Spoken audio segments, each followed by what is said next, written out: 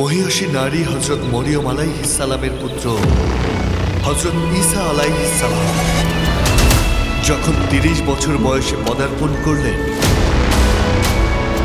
আল্লাহ পাকের বিশ্বস্ত ওহীর বার্তাবাহক ফেরেশতা জিবরাইল হযরত ঈসা আলাইহিস সালামের জন্য পবিত্র কিতাব ইনজিল নিয়ে এলেন।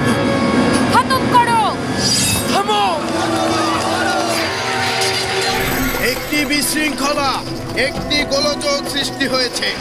১০০ জনেরও বেশি আহত ও ১০ জনের অধিক নিহত হয়েছেন। হে খোদা, আপনার বাহিনী পাঠান, এই বান্দার দোয়া কবুল করুন। আমরা একটি মুজিজার সম্মুখে দাঁড়িয়ে, যে লোকটি ৪ দিন পর ঈসা নাসেরি দ্বারা জীবিত হয়েছে। ঈসা সীমা অতিক্রম করে গিয়েছে, ইহুদি পণ্ডিতদের ধৈর্যের বাঁধ ভেঙে দিয়েছে।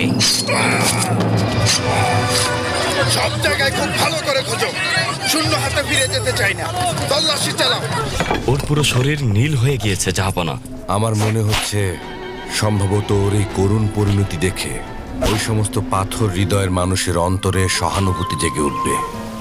এখানে কেন এসেছেন? আমার হৃদয়ের টান আমাকে এখানে নিয়ে এসেছে।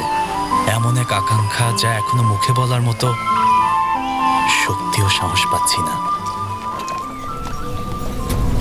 হযরত নূহ নবীর পুত্র, জানি আমার কণ্ঠ শুনতে পাচ্ছেন। মহাপরাক্রমশালী পরওয়ারদিগারের নামে এখনই কবর থেকে বেরিয়ে আসুন। দীর্ঘজীবী হোক! মুসা ও ইহুদিদের আকীদা অনুযায়ী কাফের হয়ে গিয়েছে। ও একজন ইসমাইলি দালাল। তুমি বেদাত করে বেড়াচ্ছ, তুমি শাস্তি পাওয়ার যোগ্য। আপনাদের বলছি, তিনি সেই রাসূল যার ওয়াদা হযরত ইব্রাহিম দিয়েছিলেন। হে বনি ইসরাইলগণ, শুনুন, আমি আল্লাহর পক্ষ থেকে আপনাদের জন্য প্রেরিত নবী। আমি তার পক্ষ থেকে সেই মহান পুরুষের আগমনের সুসংবাদ দিতে এসেছি। তার নাম হবে আহমদ। ঈসা নবী সিরিজটি দেখতে চোখ রাখুন সুখবর ইউটিউব চ্যানেল এবং ফেসবুক পেজে।